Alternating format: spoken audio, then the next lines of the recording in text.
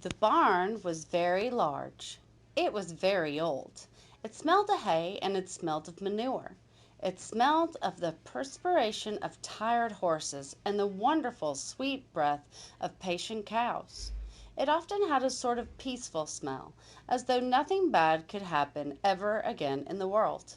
It smelled of grain and of harness dressing and of axle grease and of rubber boots and of new rope.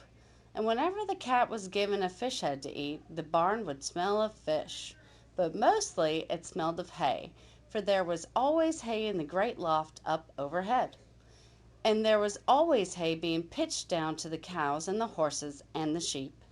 The barn was pleasantly warm in the winter, when the animals spent most of their time indoors. It was pleasantly cool in the summer, when the big doors stood wide open to the breeze. The barn had stalls on the main floor for the work horses, tie-ups on the main floor for the cows, a sheepfold down below for the sheep, a pig pen down below for Wilbur, and it was full of all sorts of things that you find in barns: ladders, grindstones, pitchforks, monkey wrenches, scythes, lawnmowers, snow shovels, axe handles, milk pails, water buckets, empty grain sacks, and rusty rat traps. It was the kind of barn that swallows like to build their nests in. It was the kind of barn that children like to play in, and the whole thing was owned by Fern's uncle, Mr. Homer L. Zuckerman. Wilbur's new home was in the lower part of the barn, directly underneath the cows. Mr. Zuckerman knew that a manure pile is as good a place to keep a young pig. Pigs need warmth, and it was warm and comfortable down there in the barn cellar on the south side. Fern came almost every day to visit him. She found an old milking stool that had been discarded, and she placed the stool in the sheepfold next to Wilbur's pen. Here she sat quietly during the long afternoons, thinking and listening and watching Wilbur. The sheep soon got to know her and trust her. So did the geese, who lived with the sheep. All the animals trusted her. She was so quiet and friendly. Mr. Zuckerman did not allow her to take Wilbur out, and he did not allow her to get into the pig pen. But he told Fern that she could sit on the stool and watch Wilbur as long as she wanted to. It made her happy just to be near the pig, and it made Wilbur happy to know that she was sitting right there, right outside the pen. But he never had any fun, no walks, no rides, no swims. One afternoon in June, when Wilbur was almost 2 months old, he wandered out into his small yard outside the barn. Fern had not arrived for her usual visit. Wilbur stood in the sun feeling lonely and bored. "There's never anything to do around here," he thought. He walked slowly to his food trough and sniffed to see if anything had been overlooked at lunch.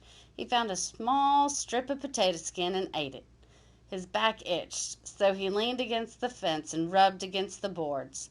When he tired of this, he walked indoors, climbed to the top of the manure pile, and sat down. He didn't feel like going to sleep. He didn't feel like digging. He was tired of standing still, tired of lying down. "I'm less than 2 months old, and I'm tired of living," he said. He walked out to the yard again. "When I'm out here," he said, "there's no place to go but in. When I'm indoors, there's no place to go but out in the yard." "That's where you're wrong, my friend," said a voice. Wilbur looked through the fence and saw the goose standing there. "You don't have to stay in that dirty little, dirty little, dirty little yard," said the goose, who talked rather fast. "On one of the boards is loose. Push on it, push, push, push on it, and come on out." "What?" said Wilbur. "Say it slower."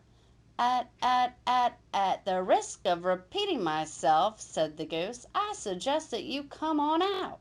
It's wonderful out here." "Did you say a board was loose?" That I did," said the goose. Wilbur walked up to the fence and saw that the goose was right. One board was loose. He put his head down, shut his eyes, and pushed. The board gave way. In a minute he had squeezed through the fence and was standing in the long grass outside his yard. The goose chuckled. "How does it feel to be free?" she asked. "I like it," said Wilbur. "That is, I guess I like it." Actually, Wilbur felt queer to be outside his fence, with nothing between him and the big world. "Where do you think I'd better go?" "Anywhere you'd like, anywhere you'd like," said the goose. "Go down through the orchard, root up the sod. Go down through the garden, dig up the radishes, root up everything, eat grass, look for corn. Look for oats, run all over, skip and dance, jump and prance. Go down through the orchard and stroll in the woods. The world is a wonderful place when you're young." "I can see that," replied Wilbur. He gave a jump in the air, twirled, ran a few steps, stopped, looked all around, sniffed the smells of afternoon, and then set off walking down through the orchard. Pausing in the shade of an apple tree, he put his strong snout into the ground and began pushing and digging and rooting. He felt very happy. He had plowed up some quite nice piece of ground before anyone had noticed him. Mrs. Zuckerman was the first to see him. She saw him from the kitchen window, and she immediately shouted for the men. "Homer!" she cried. "The pig's out! Lurvy, pig's out! Homer, Lurvy, pig's out! He's down there under that apple tree!" "Now the trouble starts," thought Wilbur. "Now I'll catch it." The goose heard the racket, and she too started hollering. "Run, run, run downhill! Make for the woods, the woods!" she shouted to Wilbur. "They'll never, ever, ever to catch you in the woods!" The cocker spaniel heard the commotion, and he ran out from the barn to join the chase. Mr. Zuckerman heard, and he came out of the machine shed where he was mending a tool. Lurvy, the hired man, heard the noise and came up from the asparagus patch where he was pulling weeds. Everybody walked toward Wilbur, and Wilbur didn't know what to do. The woods seemed a long way off, and anyway, he had never been down there in the woods, and it wasn't sure if he would like it. "Get around behind him, Lurvy," said Mr. Zuckerman, "and drive him towards the barn. And take it easy. Don't rush him. I'll go get a bucket of slop." The news of Wilbur's escape spread rapidly through the animals on the place.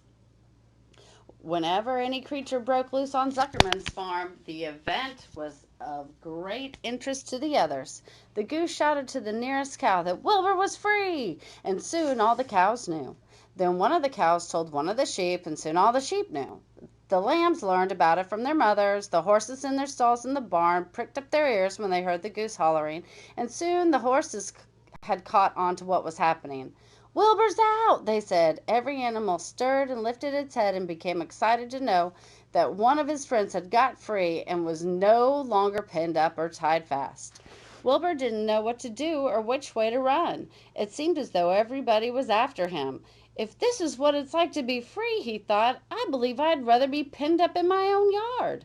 The cocker spaniel was sneaking up on him from one side. Lurvy, the hired man, was sneaking up from him on the other side. Mr. Zuckerman stood ready to head off if he started for the garden, and now Mr. Zuckerman was coming down toward him carrying a pail.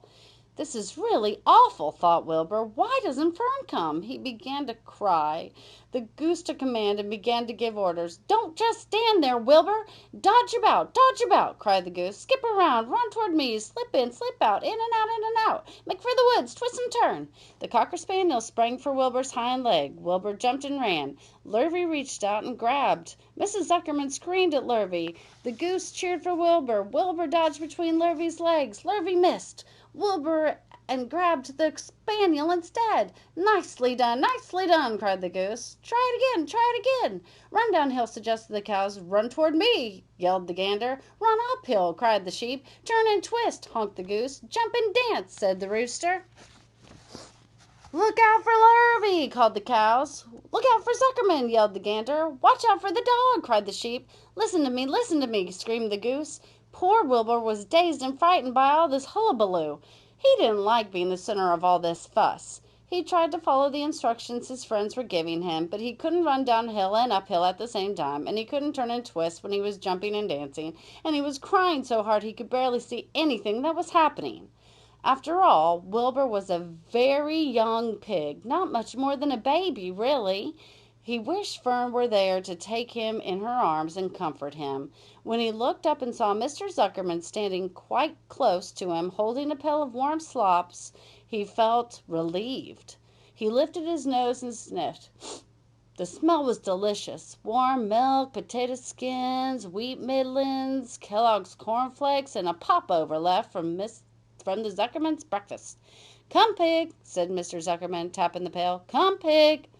Wilbur took a step toward the pail.